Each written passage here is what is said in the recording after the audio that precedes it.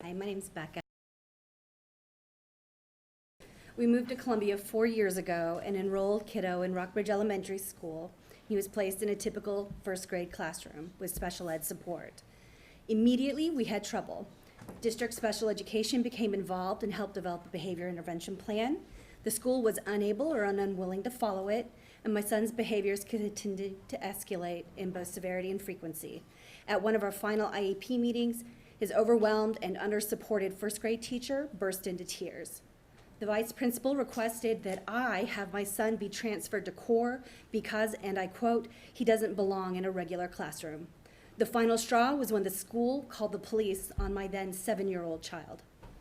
I demanded a change and we moved to Derby Ridge Elementary School for a trial period. At Derby, my son improved. He was supported by a para. He had sensory rooms to help de-escalate, and he developed positive relationships with his teachers, principal, and staff. It wasn't perfect, and occasionally we had to come get him, but it was a drastic improvement. Then, 2 years later, Derby saw a change of staff that included a new principal and a vice principal, and within 2 months, we had to pull him from public school to homeschool. It wasn't an easy decision, and it wasn't convenient, but the situation was untenable. My son's behaviors were out of control. After a behavior, the school placed him in a separated room for the entire day and then sent him home if he escalated again. This became a daily occurrence. My son was told that he was dragged down the hall, and he came home one day with bruises on his arms. When I brought my concerns about restraints to the assistant principal, I was immediately dismissed. One day, a teacher not following the behavior plan escalated the situation, and for a second time, the police were called. At that point, I requested my son's records and was forewarned by the assistant principal that there were significant gaps in documentation. The school records my husband and I went over made us cry that night. The behaviors described by the school were so very different from what we saw at home, and it broke our hearts to hear how frightened and angry my son was through school. We had no idea how in the world we'd gotten to that point, and we were frightened. Homeschool was something kiddos' therapists had been recommending. That night we looked at each other and we said, we cannot do any worse. Fast forward 2 years and we've been homeschooling, and here's some perspective. Not once have we had to place him in a no stimulation room to de-escalate. He needs people who understand his disability. Preventing behaviors by understanding triggers is mandatory. With the right supports, my son can be successful. My husband and I know this because we see it. He has demonstrated he can learn conflict resolution and stress management and adaptive behaviors. He can learn new things, and that's okay to make mistakes. He doesn't need punitive measures. He doesn't need restraints. He doesn't need bare, padded rooms. Rifat doesn't need isolation or seclusion. He needs appropriate interventions. You know, I'm a nurse, and I'm able to figure this out. I can't understand why the school can't. I mean, this is what you do, right? Thank you. My son, who is out of control, has been waiting 5 hours to come speak with you, and he would really like to do this, and that's why we're here tonight. He's welcome to. Yeah. Hello, I am Rifeth Knopp. This is my mom. Can you please sit down? Yep. I would like to present my case on why these rooms should be eliminated. Number one, here, as you can see, I have cards. It's just not good, simply not safe. I don't know. I'm sorry, I'm stressed out here.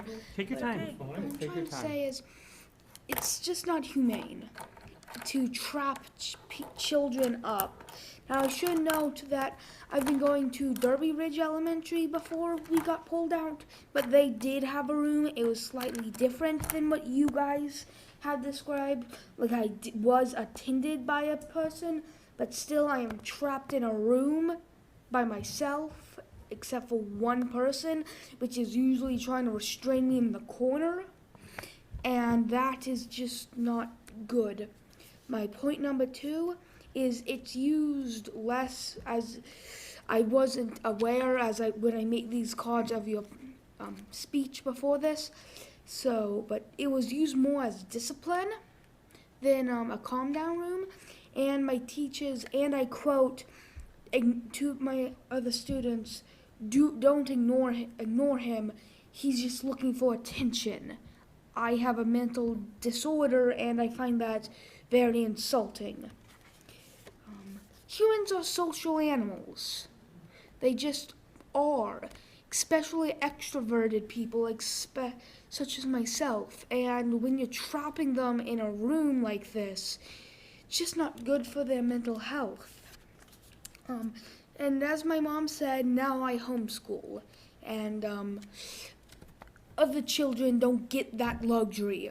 My parents both have the time and the education to homeschool me, but other children don't have that luxury. And how to improve these? I think it's simple. You hire better staff, teach them better on how to deal with people with mental disabilities, and throw in, and I know this is going to sound comical, but take me seriously here, some beanbag chairs, some books, some stuffed animals, or maybe some weighted soft blankets. Just generally things to do so you're not completely trapped there.